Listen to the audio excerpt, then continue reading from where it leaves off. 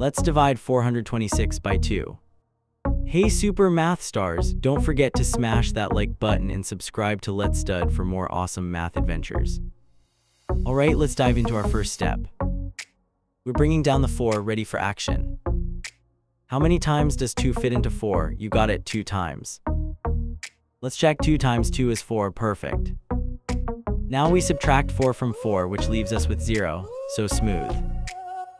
You're doing amazing, this is looking super good. We've got this, let's move on to the next digit. Time for step 2, let's keep the momentum going. We bring down the next digit, which is 2, look at that. How many times does 2 go into 2? Easy peasy, 1 time. Let's multiply 1 times 2 equals 2, nailed it. Subtracting 2 from 2 gives us 0, we're on a roll. Fantastic work, you're rocking this division. Just one more step to go, we're almost there. Here we go, the final step, you've got this. Bring down the last digit 6, we're ready to finish strong.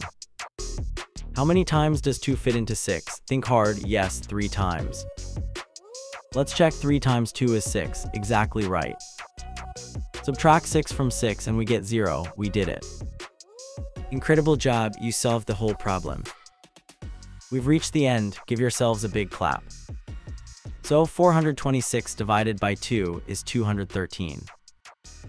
Great job, everyone! We just tackled a long division problem step by step. Remember, breaking it down makes even the biggest numbers manageable. Keep practicing and you'll be a long division pro in no time.